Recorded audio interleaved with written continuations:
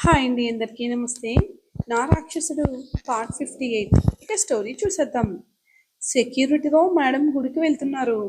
తన వెంటే ఉండండి, చుట్టూ అబ్జర్వ్ చేస్తూ జాగ్రత్తగా ప్రొటెక్ట్ చేయండి అంటూ తను ఆఫీస్కి వెళ్ళిపోతాడు సూర్య. ధరణి సెక్యూరిటీని వెంట పెట్టు గుడికి వెళ్తుంది. గుడి లోపల కూడా సెక్యూరిటీ వస్తుంటే వద్దు, మీరు ఇక్కడే ఉండండి అంటూ తను ఒక్కరితే గుడి లోపలికి వెళ్తుంది.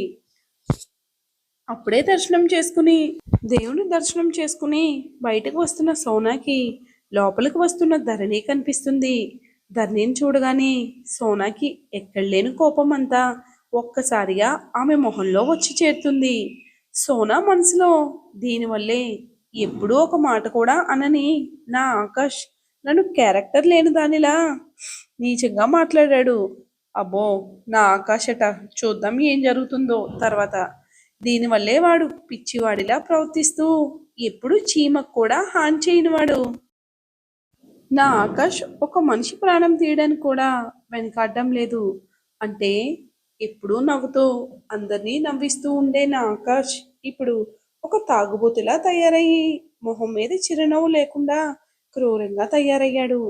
దీనివల్ల వాడి జీవితం అంతా నాశనం అయిపోయింది అన్న ఆలోచన కూడా లేకుండా పిచ్చి పట్టిన వాడిలాగా బిహేవ్ చేస్తున్నాడు.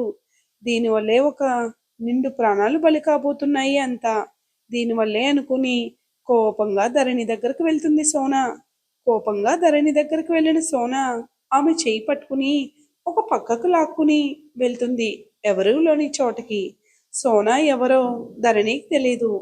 ఆమె ఇప్పటి వరకు సోనాని ఎప్పుడూ చూడలేదు. అయోమయంగా ధరణి సోనా వైపు చూస్తూ, ఎవరండి మీరు? నా చేయి పట్టుకుని ఎక్కడికి లాక్కుని వెళ్తున్నారు? వదలండి అంటూ కొంచెం గట్టిగా మాట్లాడుతుంది ధరణి. సోనా ధరణిని గుడి పక్కకి తీసుకుని వెళ్ళి ఒక్కసారిగా విసిరిగా ఆమె చేతిని వదిలేస్తుంది. సోనా వేగంగా తీసుకొచ్చి అలా విసిరిన ఆమె చేతిని వదిలేసరికి ధరణి ఒక్కసారిగా కింద పడిపోతుంది పాపం. మళ్ళీ తమయించుకుని నిలబడుతుంది ధరణి. సోనా ధరణి వైపు కోపంగా బుసలు కొడుతూ ఆమె చంపేసేలాగా చూస్తుంది. ధరణికి అసలు ఏం అర్థం కావడం లేదు. సోనా ఎవరో తెలియక తన వైపు ఎందుకు అంత కోపంగా చూస్తుందో అర్థం కాక బిక్కమొహం వేసుకుని సోనా వైపు చూస్తూనే ఉంది. సోనాకి ధరణిని చూస్తుంటే ఎందుకో నచ్చడం లేదు. ఆమె కోసం తన బెస్ట్ ఫ్రెండ్ అయిన ఆకాష్ ఆమె కోసం తప్పించిపోవడం, ఆమె ఫస్ట్ క్రష్ అయిన సూర్య ఆమెను పెళ్లి చేసుకోవడం, ఆమె జీవితంలో ఇష్టమైన ఇద్దరు వ్యక్తులు ధరణిని ప్రాణం కంటే ఎక్కువగా ప్రేమించడం సోనాకి అస్సలు ఏమాత్రం నచ్చడం లేదు. ఎందుకో ఒక క్షణం ధరణిని చంపేయాలి అన్నంత కోపం వచ్చింది సోనాకి. ఈ విషయం మన బీస్ట్ బాబుకి తెలిస్తే అప్పుడుంటదండి సోనాకి. బీస్ట్ బాబు చేతిలో ఒక్క క్షణం భయమేసింది. ఎందుకో తను నా మీద అంత కోపంగా ఉంది అనుకుని, ఎవరండి మీరు? నేను ఇప్పటి వరకు మిమ్మల్ని చూడలేదు. ఎందుకు నన్ను ఇలా లాక్కొచ్చారు? అలా కోపంగా చూస్తున్నారు ఏంటి అంటుంది ధరణి. నేనెవరో నీకు తెలియకపోవచ్చు, కానీ నువ్వెవరో నాకు బాగా తెలుసు. ఇద్దరు మనుషుల జీవితాలు ప్రాణాలతో చెలగాడమాడుతున్నావు నువ్వు అంటుంది కోపంగా సోనా. ధరణి మాత్రం అయోమయంగా సోనా వైపు అలాగే చూస్తుంది.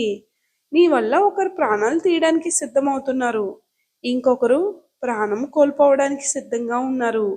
ఒక ప్రాణం విలువ తెలుసా నీకు? ఆ ప్రాణంపై పెట్టుకున్న బంధాలు, ప్రేమ విలువ నీకు తెలుసా? ఒక మనిషి ప్రాణం పోతే ఆ మనిషి వెనుక ఉన్న బంధాలు ఎంతగా విలవిల్లాడిపోతాయో తెలుసా నీకు అని అంటుంది సోనా.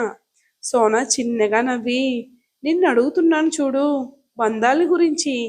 ఏ దిక్కులేని అనాథవి, నీకేం తెలుస్తుంది బంధాల విలువ అంటుంది కోపంగా. ధరణికి ఒక్క క్షణం సోనా తనని అనాథ అనేసరికి మనసు బాధగా మెలుగుతోంది.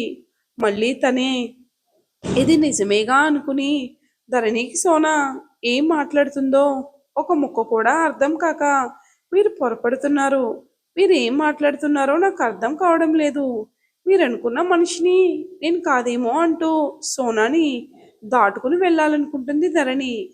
నువ్వెవరో నాకు బాగా తెలుసు అన్నాను కదా, మిసెస్ సూర్యదేవ్ వర్మ అంటుంది గట్టిగా సోనా. ధరణి ఒక్కసారిగా సూర్యతో పెళ్ళైన సంగతి ఇప్పటి వరకు ఎవరికీ తెలియదు, మరి తనకి ఎలా తెలుసు అన్నట్టు ధరణి సోనా వైపు అలాగే చూస్తుంది. సోనా, ఏంటి అలా చూస్తున్నావు?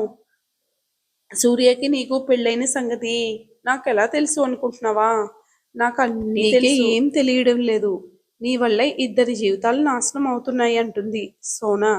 ధరణి భయంగా, మీరు ఏం చెప్పాలనుకుంటున్నారు? వివరంగా చెప్పండి, నాకేం అర్థం కావడం లేదంటుంది భయంతో. అప్పటికే ఆమె ఒంట్లో నుంచి చిన్నగా షివరింగ్ స్టార్ట్ అయింది. అవును, నేను చెప్తుంది పచ్చి నిజం. నీ వల్ల ఇద్దరి జీవితాలు నాశనం అయిపోతున్నాయి. వాళ్ళ జీవితంలో నుంచి నువ్వు వెళ్ళిపోతే చాలా బాగుంటుందంటుంది సోనా. ధరణి చిన్నగా వణుకుతూ, నా వల్ల ఎవరి జీవితాలు నాశనం అయిపోతున్నాయి? నేను ఎవరి జీవితాల నుంచి వెళ్ళిపోవాలి అంటుంది కన్నీళ్లతో. సోనాకి ధరణిని అలా చూస్తుంటే జాలనిపిస్తున్నా సరే, తను అసలు నిజం చెప్పకపోతే ఇద్దరు నిండైన జీవితాలు నాశనం అవుతాయని తను కఠినంగా చెప్పాలి అనుకుని, నీ వల్ల సూర్యాన్ని చంపాలనుకుంటున్నారు. అవును, నీ వల్లే అతను ప్రాణాలు కోల్పోతాడు. మొన్న జరిగిన అటాక్లో ప్రాణం పోకుండా తప్పించుకున్నాడు తెలుసా? మొన్న జరిగిన అటాక్లో అతని బాడీగార్డ్ సూర్య కడ్డు రాకపోయి ఉంటే ఆ మూడో బుల్లెట్ అతని గుండెల్లో దిగి అక్కడికక్కడే ప్రాణాలు కోల్పోయేవాడు. కానీ అదృష్టం బాగా ఉండి అతని బాడీగార్డ్ అడ్డొచ్చి అతన్ని బ్రతికించాడు తెలుసా? కానీ ఈసారి తప్పించుకుంటాడు అన్న నమ్మకం నాకు లేదు అంటుంది సోనా. ధరణికి ఆ మాటలన్నీ వింటుంటే పాపం దిమ్మ తిరిగిపోతుంది. సోనా చెప్పిన మాటలే ఆమె చెవిలో మారుమ్రోగుతున్నాయి.